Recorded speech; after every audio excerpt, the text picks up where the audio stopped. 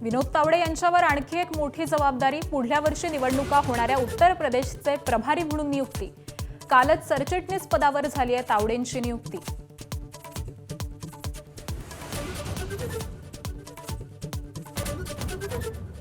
पंतप्रधान नरेंद्र मोदी 16 ऑक्टोबरला बारामतीत येणार। विद्या प्रतिष्ठानच्या स्थापना दिनी करणार गौतम बुद्धांच्या पुतळ्याचं अनावरण।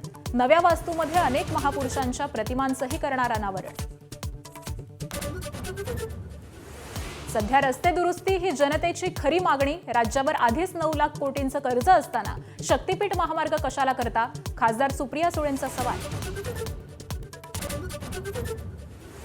स्थानिक स्वराज्य संस्थांच्या निवडणुका पुढल्या वर्षीच होण्याची शक्यता। SIRची प्रक्रिया पूर्ण झाल्यावर निवडणुका घ्याव्या अशी केंद्रीय आयोगाची भूमिका।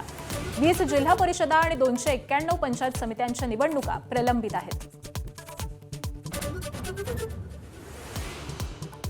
माओवादी अरुण भेलके CJPच्या आंदोलनात। जनसंघर्ष समितीकडून कारवाईची मागणी। देशाची हुकुमशाहीकडे वाटचाल म्हणून आंदोलनात सहभाग। भेलकेची प्रतिक्रिया। भेलके संदर्भात मला काही माहिती नाही, दीपकेंची स्पष्ट उक्ती।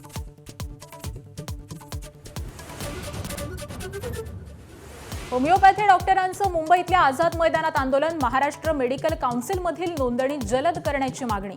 मागण्या मान्य न झाल्यास वर्षावर चाल करण्याचा इशारा।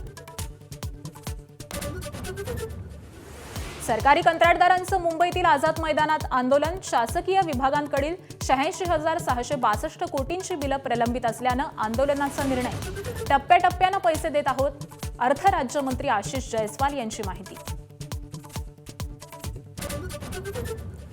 मंत्र्यांचे निर्णय रद्द करण्याचा मुख्यमंत्र्यांना पुन्हा अधिकार। सरकारकडून अधिसूचना जारी। 2022 मध्ये हायकोर्टानं नोंदवलं होतं मंत्र्यांच्या बाजूनं निरीक्षण। पुण्यातील बालेवाडी म्हाळुंगे इथं रस्त्यावरील खड्ड्यांमुळे दुचाकीचा अपघात। 11 वर्षीय मुलाचा जागीच मृत्यू। अपघाताची घटना CCTV कॅमेऱ्यात चित्रित।